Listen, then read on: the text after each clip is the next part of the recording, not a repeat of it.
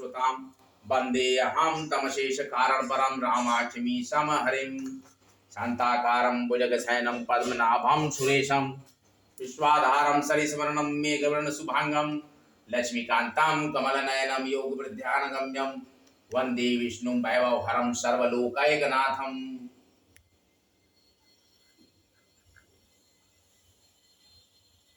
नाना पुराणिक माम सम्मतय यद कठिनतोऽपि स्वान्तः सुखाय तुलसी रघुनाथ गाथा भाषा निबंध मति मंजुल मातनोति। श्री कृष्ण गोविंद हरे मुरारे हे नाथ नारायण वासुदेव। श्री कृष्ण गोविंद हरे मुरारे हे नाथ नारायण वासुदेव। ओम श्रीं ह्रीं श्रीं कमले कमलालय प्रसीद प्रसीद श्रीं ह्रीं श्रीं ओम महालक्ष्मी नमः। ओम श्रीं ह्रीं श्रीं कमले कमलालय प्रसीद प्रसीद श्रीं ह्रीं श्रीं ओम महालक्ष्मी नमः। ओम श्रीं ह्रीं श्रीं कमले कमलालय प्रसीद प्रसीद श्रीं ह्रीं श्रीं ओम महालक्ष्मी नमः। ओम श्रीं ह्रीं श्रीं कमले कमलालय प्रसीद प्रसीद श्रीं ह्रीं श्रीं ओम महालक्ष्मी नमः। कर्पूर गौरम करुणावतारम संसार सारम भुजगेन्द्रहारम सदा वसंतम हृदयारविंदम भवम भवानी सहितम नमामि। हे कृष्णाय वासुदेवाय हरे परमात्मने प्रणत क्लेशनाशाय गोविंदाय नमो नमः। यस्यांगे च विभाति भूधर्षुधा देवापगामस्तके बाले बालविदुर्गले च करलं यशस्यो रसि व्यालराट् सोऽयं भूतिविभूषणं सुरवरः सर्वाधिपः सर्वदा सर्वः सर्वगतः शिव शशिनिभः श्रीशंकरं पातु माम्।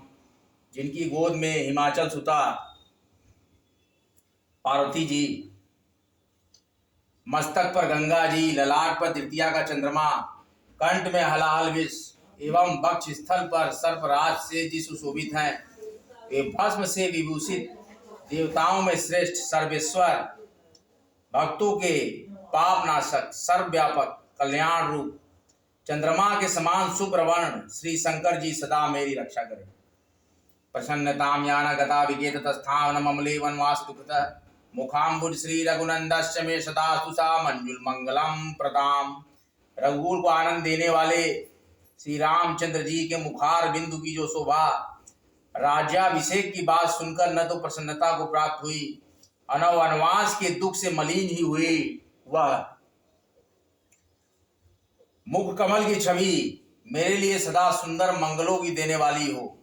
नीलांबुज श्याम कोमलांगम सीता समारोपित वाम भागम पाणो महासायक चारुचापम नमामि रामम रघुवंशनाथम।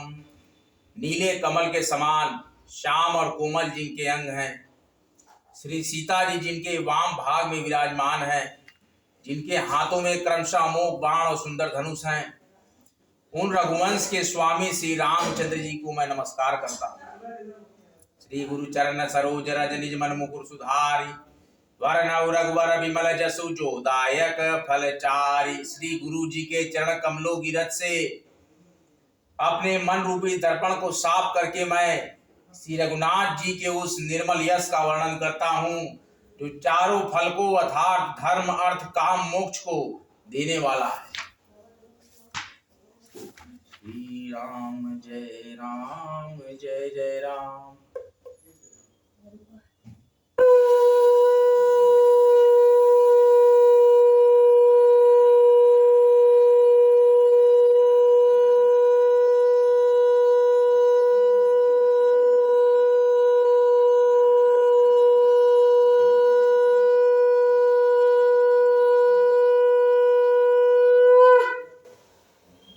यावर रामचंद्र की जय। हर्षियार बोल ही प्रतिकूला सुनी सुनी हुई भरत मन सूला। श्री हत सर सरिता बन बागा नगर विशेषी भवनु लागा। गधे और सियार विपरीत बोल रहे हैं। यह सुन सुनकर भरत के मन में बड़ी पीड़ा हो रही है। तालाब नदी वन बगीचे सब शोभाहीन हो रहे हैं। नगर बहुत ही भयानक लग रहा है। कैकेयी हर्षिते भाति मनहु मुदित धवलाई की राति। सुतहि ससोच देखी मनु मारे पूछति नय हर कुशल हमारे। एक कैकेयी ही इस प्रकार इस तरह हर्षित दिखती है मानो भीलनी जंगल में आग लगाकर आनंद में भर रही हो। और पुत्र को सोचवश और बहुत उदास देखकर कैकेयी पूछने लगी, हमारे नैहर में कुशल तो है? सकल कुशल कही भरत सुनाई, पूछी निज कुल कुशल भलाई। कहु कहतात कहा सब माता, कहाँ सिय राम लखन प्रिय भ्राता। भरत जी ने सब कुशल का सुनाया, फिर अपने कुल की कुशल क्षेम पूछी और उन्होंने पूछा कि कहो पिताजी कहाँ है, मेरी सब माताएं कहाँ हैं, सीता जी और मेरे प्यारे भाई राम लक्ष्मण कहाँ हैं। सुनि सुत बचन स्नेहमय, कपट नीर भरी नयन। भरत श्रवण मन शूल संपापिनी बोली नयन। पुत्र के स्नेहमय वचन सुनकर नेत्रों में कपट का जल भरकर पापिनी कैकेयी भरत के कानों में और मन में शूल के समान चुभने वाले वचन बोली, तात बात मैं सकल सवारी, भय मंथरा सहाय विचारी।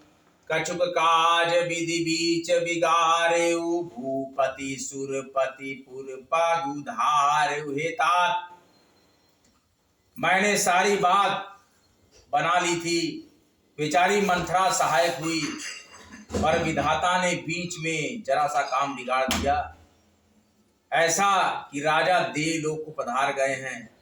सुनत भरतु भय विवश विषादा, जनु सह में करिके हरिनादा। तात तात हा तात पुकारी, परे भूमि तल व्याकुल भारी।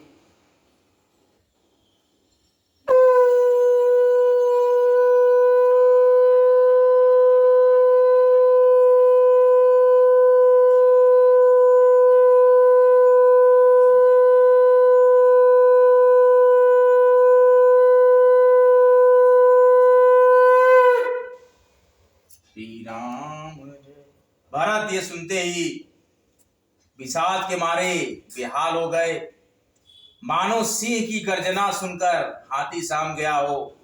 हे तात तात, हाँ तात, ऐसा पुकारते हुए अत्यंत व्याकुल होकर जमीन पर गिर पड़े भरत।